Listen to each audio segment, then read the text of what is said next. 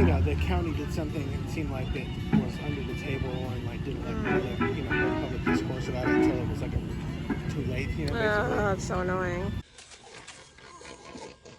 There you see now how all your so-called power counts for absolutely nothing. How your entire empire of destruction comes crashing down, all because of one little cherry. One little. What a lovely ballet. It seems so full of form and color. One little.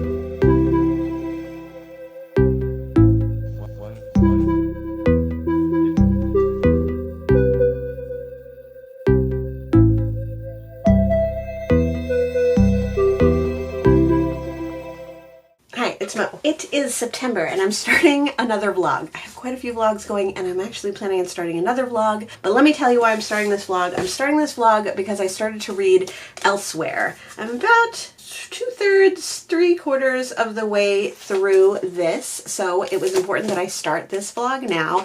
And the reason that I'm reading Elsewhere is because I wanted to and because I had it, but also because I want to work on the Savidge Prompts for this year. The Savidge Prompts are put on by Simon Savidge and his mother Louise Savidge, and their channels are Savidge Reads and Louise Savidge Musings. Every year they pick prompts from their subscribers and their patrons, and they create 12 prompts with a bonus prompt for the entire year as like a reading challenge. 2024 is the second year that they've done it, and I did almost all of the challenges from the first year, which we'll talk about in a second, but I've only done a handful of the prompts from the second year, from 2024, from this year. So the next prompt that I have to complete is to read a book from a prize that you haven't read from before. So that could be the winner of the prize, shortlisted, longlisted, and I picked Elsewhere at the beginning of the year when the prompts came out. Since then, I have actually read another book off of this prize, but like unintentionally.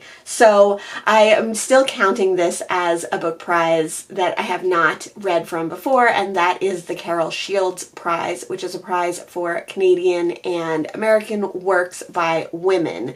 And they have a lot of really interesting books. The other book that I read from that prize this year was The Sleeping Car Porter by Suzette Mayer, and I liked that one. It was interesting. I think something that I have noticed reading these two books about the Carol Shields Prize is that they are not sticklers for format, or maybe they are sticklers for alternative formats. The Sleeping Car Porter was told in like little vignettes, and this one is told very much in like an older style to me. It reminds me a lot of John Wyndham and They by Kay Dick. So the premise of Elsewhere is that we're following our main character. Her name is Vera, and she grows up in a small remote town where they have a lot of amenities, but a lot of things have to be brought in from elsewhere. And no one goes to Elsewhere, no one comes from Elsewhere except the person who brings these items. Basically like their distributor for different things that they want to bring in, different soaps, different clothing, various different items that they can't get where they live. The town is very happy, the people are very happy, Vera's very happy living where she lives and not really worrying about Elsewhere, not really thinking about Elsewhere.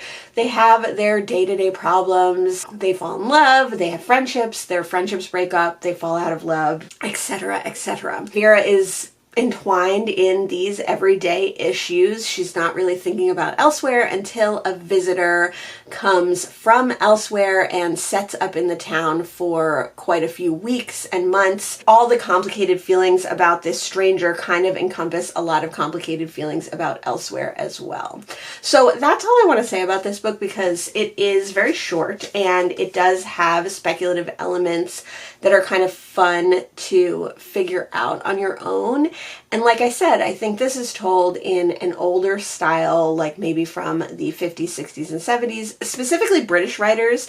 Alexis Schietkin is an American writer, but this reminds me very much of British writing, very much of British writers. I know Alexis Schikin's work, and this book specifically, has been compared to Shirley Jackson, and I can see that as well, but to me it has like a very distinctly small village British feel to it, English feel to it. Like a small village in England is what I picture when I read this, even though it probably isn't that. This reminds me a lot of The Chrysalids. It reminds me a lot of They by Kay Dick in its kind of softly ominous but consistently unsettling atmosphere. The town is seemingly fine. The people are seemingly fine. The atmosphere is seemingly idyllic in a lot of ways, but there's this dark undertone, this sinister, creeping, unsettling undertone that happens, but in a very like matter-of-fact way, like not in a ramping up way. I guess Shirley Jackson definitely does have some of that as well, but like I said, this to me feels very English. I'm really enjoying it so far. I am reading it on audio, and definitely a factor of why it feels British is that the narrator is British in this, in the audiobook, but it would have felt that way, I think, if I had read it physically as well. So I'm super excited to finish this one. I'm probably going to finish this one today. And like I said, this was one of the 2024 prompts. We'll talk more about the prompts a little bit later in this video. But the next book I know I want to read is Weather by Jenny Awful, and this is actually for the 2023 prompts. So I have one 2023 prompt that I have not completed off of the Savidge Prompts yet, and that is a book with weather words in the title. So what better book to read than Weather by Jenny Awful. So this one is all told in little vignettes, and I don't know if this is going to be like an all vibes, no plot book. I've heard good things about The Department of Speculation, which is her first book, and this one just seems really interesting. I actually picked that one up recently, so if I like this one, I definitely have that one too. I've had this one for a while. I've wanted to read it. I think the way that I'm probably going to read this is on audio, so this is also on one of my library apps on audio, so I feel like I can really fly through it. Both these books also fit into Shorty September, so I will be using them for Shorty September prompts as well. But since I vlog all of my Savidge Prompts books that I've read so far, I wanted to jump on here and get this vlog started. So like I said, I'm going to finish Elsewhere and then I will start Weather. I'm not sure if I'm going to do that immediately because I am reading quite a few other books, so I don't know if this is the next audiobook I'm going to get into. And then the last prompt that I want to read for this Savidge Prompts vlog is the prompt where you read a booktuber's favorite 2023 book. So I have some ideas about that, and we will talk about it once I've finished some of the other reading.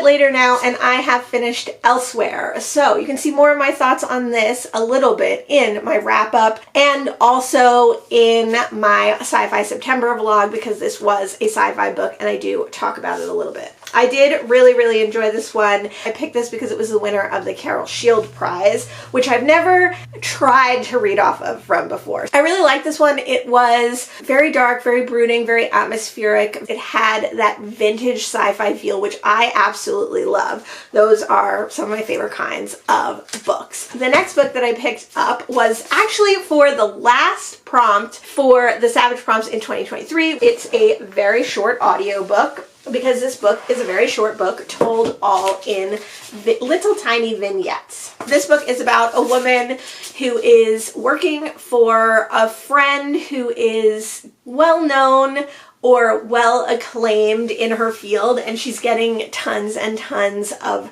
mail And specifically one of the things that she talks with and the topic that she deals with is climate change. Our main character, Lizzie, is tasked to go through all her letters and all her emails and all her mail, respond if necessary, or get rid of the unnecessary ones. As she's doing this job, she's becoming increasingly worried and freaked out about climate change and about the climate crisis, and she's having climate anxiety. She's also dealing with being a mom and being a wife and kind of feeling a little bit lost in those roles as well. So this book definitely has a lot to do with her feelings on that and her anxieties about those things too.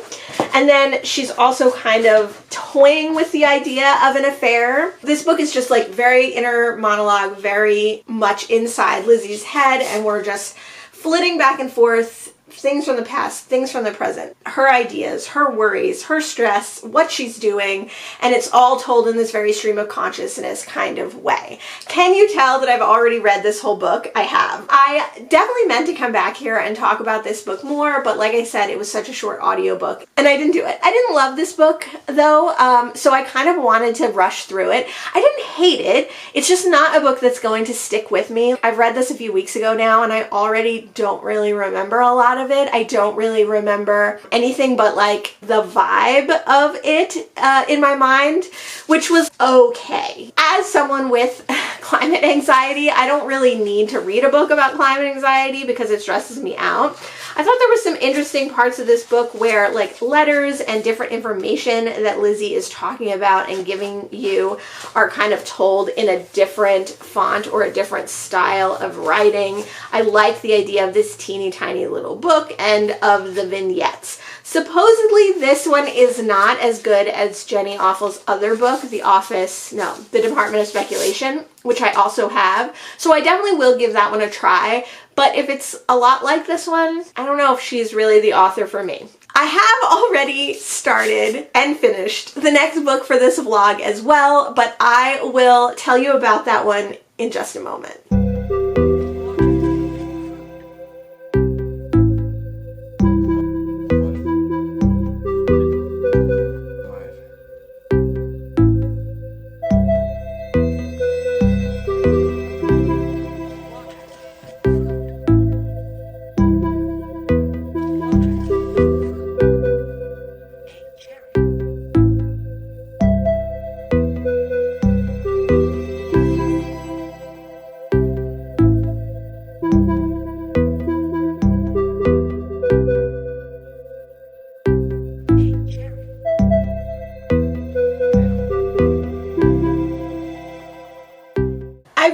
Very bad at updating this vlog. I've been very bad at this vlog in general, but what I wanted to do was go to Storygraph and look at the Savidge Prompts to see what I accomplished in this video and what I'm going to accomplish in this video, and also just where I am with the prompts in general. So I go to my challenges. I am going to go to the Savidge Prompts for 2023 because I have finally finished that group of prompts in this video. Weather was the last book that I read for the 2023 prompts. I completed January through October in 2023, and then this year I read November, which is a book that has been on your shelves forever, and I read The Age of Innocence by Edith Wharton. I read the bonus prompt for 2023 Savidge Prompts, which was a book with a mother and son storyline, and for that I read what's it called?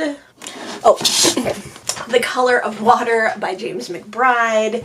And then the last book that I had to complete was the December prompt, which was a book with weather words in the title, and I read Weather.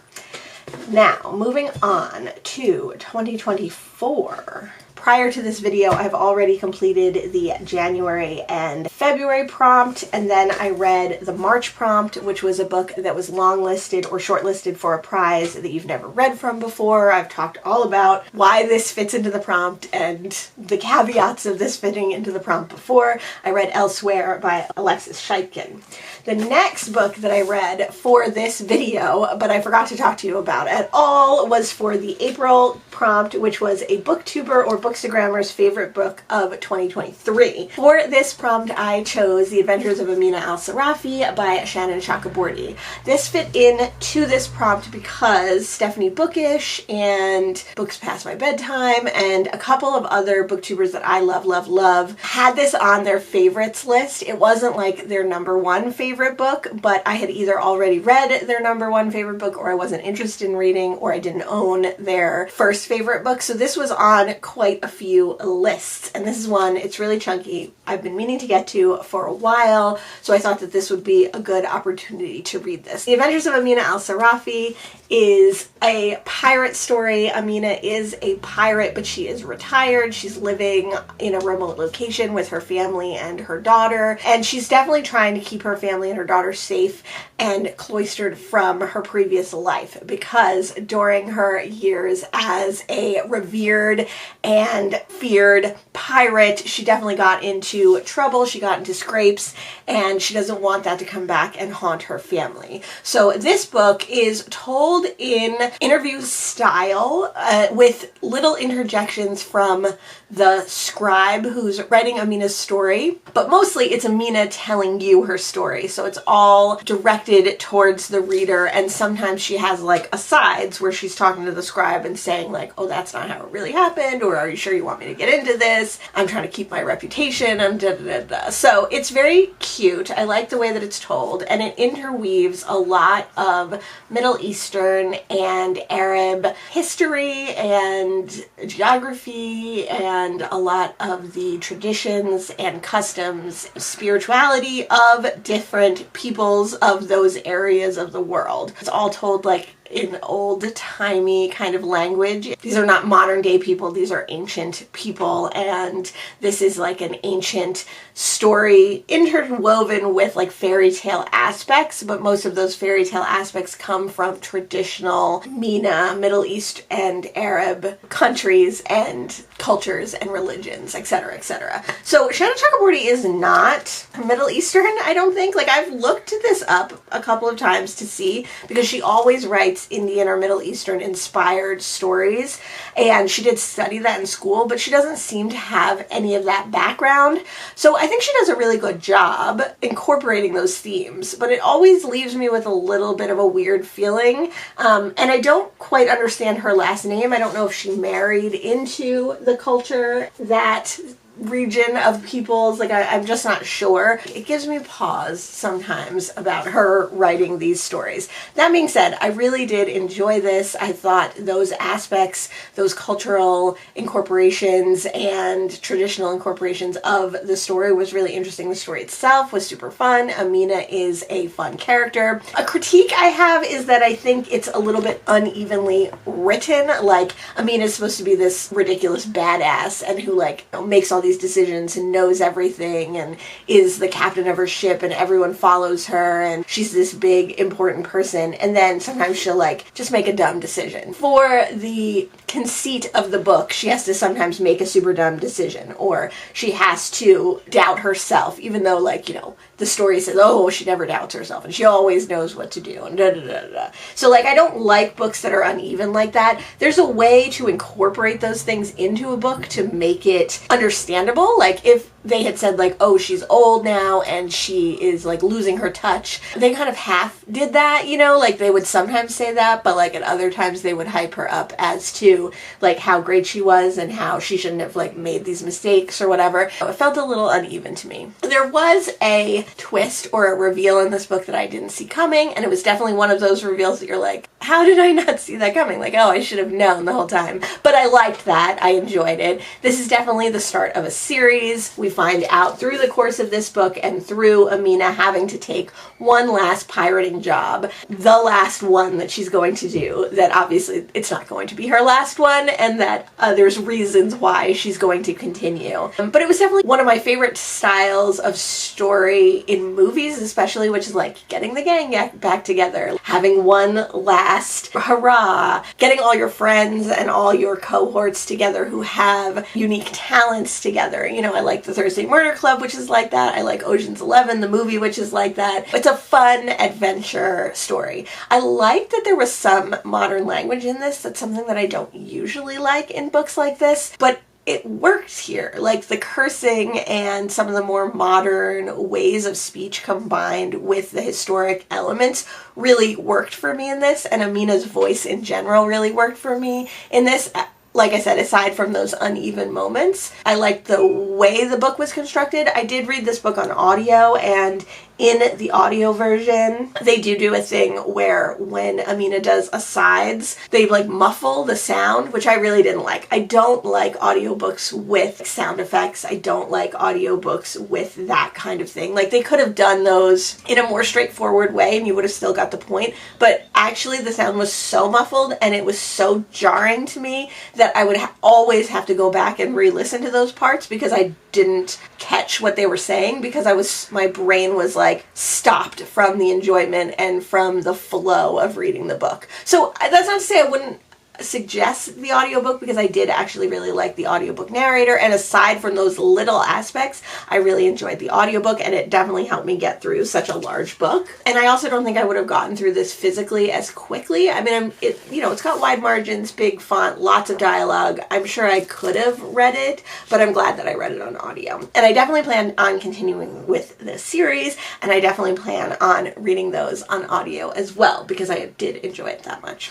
So that was Amina Al-Sarafi. I really like that one, and that was, like I said, a booktuber or bookstagrammer's favorite book. And then, since I barely showed this on screen, since I didn't show this in this video at all, and since I'm just talking about this now, I decided to do one more book for this video. The next prompt, the prompt for May, that's how far behind I am, is a book with an author as the same first name as you. So I had a couple of possibilities for this. One of them was I have a book by Timothy Moe, and so I was like, well, they do have the same first name as me. They have a name that is the same as my first name. Their name is not the same as my first name. And really, Mo isn't my first name. It's my middle name. So I looked at my RAB spreadsheet. This is where my RAB spreadsheet really comes in handy, to see if any authors did actually have the same first name as me. And one author did have the same first name as me, and that is Ana Reyes. And the book is The House in the Pines. So Ana Reyes is a Guatemalan American author.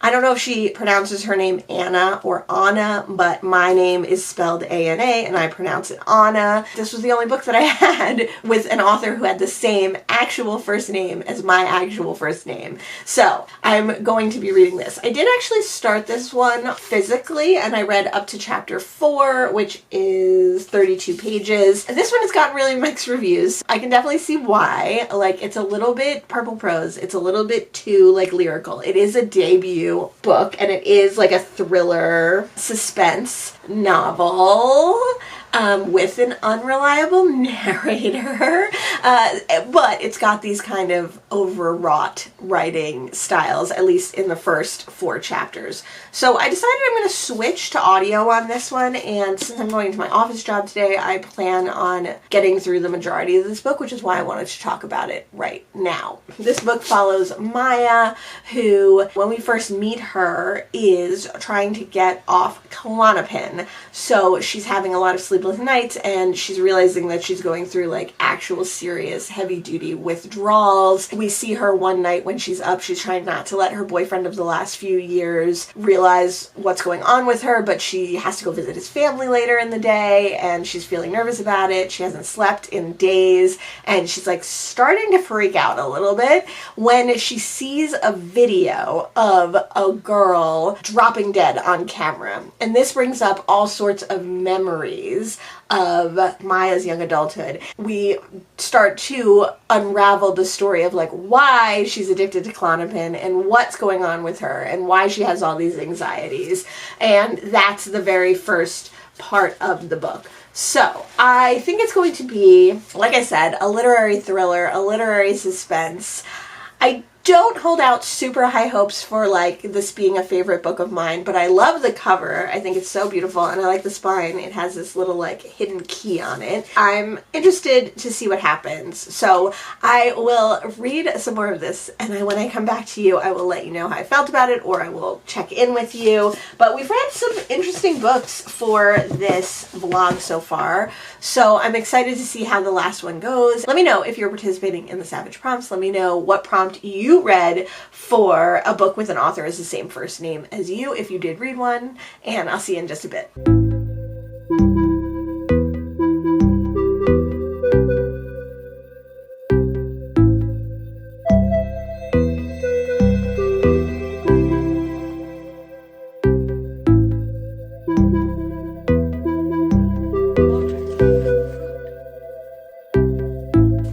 It is a few days later, and I have finished The House in the Pines by Anna Reyes.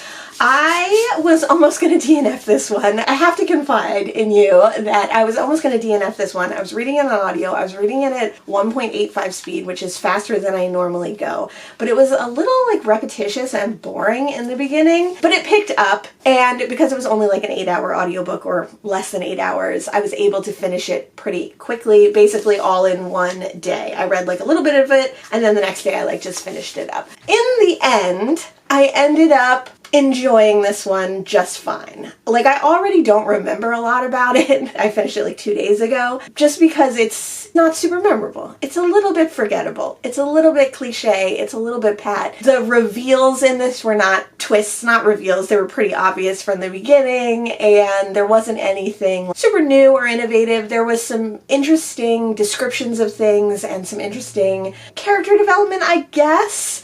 But nothing, again, groundbreaking, nothing super exciting. In the end, I am glad that I read this one. I'm happy to have read so many books for this vlog in particular, and I'm also happy to be done with this vlog. So in this vlog, I read a lot of books elsewhere, whether I read a book that was on people's best of 2023 for another 2024 prompt, and then the prompt that I didn't think I was going to get to, I did get to, and it was to read a book with an author with the same first name. So a really mixed bag. Weirdly, a lot of like sci-fi or sci-fi adjacent books, which is interesting. I mean, this is definitely fantasy, not sci-fi, but is there science fiction in it? Is there fictional science in it? Yes. Is there fictional science in this? No, not really. This is more like real science, but I think like cli-fi always has a touch of that. This sort of has fictional science in it as well. So the really true sci-fi that we read was elsewhere. A lot of really cute books.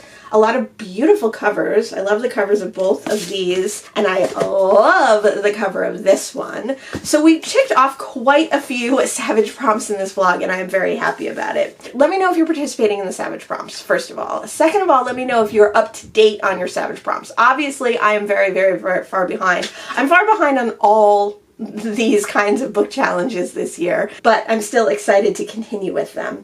Let me know if you enjoyed this video and if you want to see me work through some more of my Savidge Prompts. Thanks so much for joining me today, and I'll see you in the next one. Bye!